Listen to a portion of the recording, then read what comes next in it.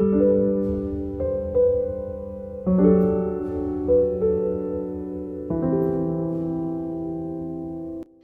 Everyone, আমার একটি নতুন ভিডিওতে তোমাদের সকলকে জানাই অনেক অনেক স্বাগত। আজকে বারটা হচ্ছে বুধবার, এখন বাজে সকাল 9টা। তো আমি তাড়াতাড়ি একটু ব্রেকফাস্টটা বানিয়ে নিচ্ছি।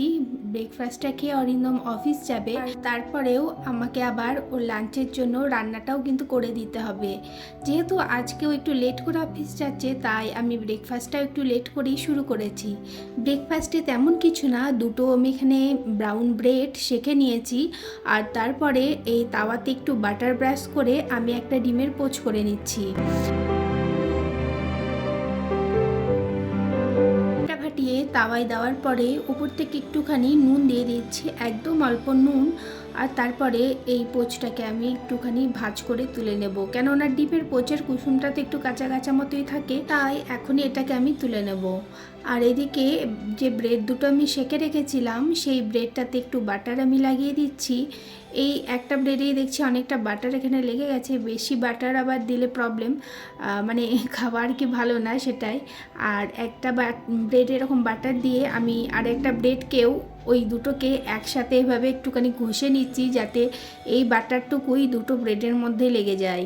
আর উপর থেকে একটুখানি চিনি ছড়িয়ে দিচ্ছি, কেননা ও চিনি ছাড়া এটা একদমই খায় না।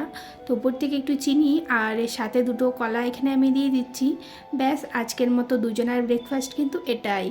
আর তারপরেই আমি রান্নাঘরে আজকে লাঞ্চের জন্য একটুখানি চিকেনের পাতলা ঝোল বানাবো ভেবেছি। তো চিকেনের পাতলা ঝোলটা বানাবার জন্য আমি কড়াই একটু তেল দিয়ে আর দুটো আলু কেটে রেখেছিলাম, সেই আলুগুলোকে হালকা একটুখানি আমি ভেজে নেব।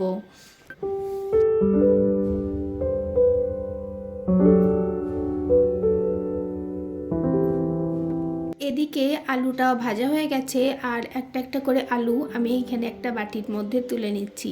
আর ওই তেলেই দিয়ে দিচ্ছি এলাচ, লবঙ্গ, দারচিনি আর তেজপাতা। আর তারপরে ওটা থেকে একটু হালকা সুন্দর গন্ধ বেরোলে আমি এখানে দিয়ে দেবো কেটে রাখা পেঁয়াজ। আমি অর্ধেকটা পেঁয়াজ এখানে দিচ্ছি, মানে একটু কম মশলা দিয়ে আমি রান্নাটা করব চিকেনটা। আর কাঁচা লঙ্কা দিয়ে করব, লঙ্কা গুঁড়োর কোনো রকম আমি এখানে ইউজ করব না। যেরকম আর কি চিকেনের একদম পাতলা ঝোল হয় সেটাই আমি এখানে বানাবো। পেঁয়াজটা হালকা করে একটু ভেজে নিয়ে তার মধ্যে আমি দিয়ে দেবো চিকেনটা সকাল সকাল ফ্রিজ থেকে বের করে রেখেছিলাম, কেননা বরফ হয়ে গেছিলো একদমই। তো এখন পুরো বরফটা গলে গেছে। এবার আমি এই চিকেনটাকে ওই পেঁয়াজের সাথে একটু ভালো করে মিশিয়ে নেব, মানে আর কি ভেজে নেব। যখন দেখবে চিকেনটার কালারটা একটু চেঞ্জ হয়ে এসেছে, তখনই আমি এখানে আর মশলাগুলো অ্যাড করব।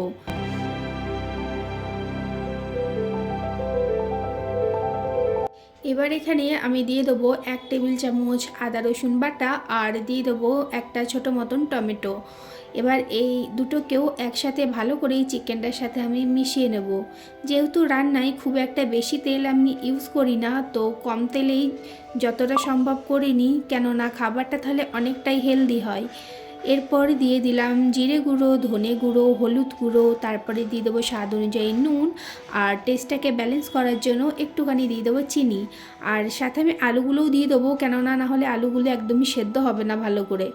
তো চিকেনটাও এক কষা হবে, আর তার সাথে আলুগুলোও ভালো করে যাতে সেদ্ধ হয়ে যায়, সেই জন্য আমি আগে আগে আলুটাকে দিয়ে দিলাম।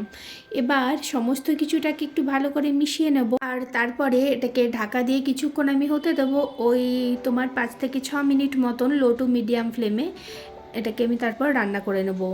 আর 5 থেকে 6 মিনিট পর আবারও ঢাকাটা খুলে নিয়েছি, দেখো কতটা জল বেরিয়ে গেছে। আবারও কিন্তু আমি ঢাকা দিয়ে এটাকে 5 মিনিট মতন রান্না করে নিয়েছিলাম ওই কম আঁচে।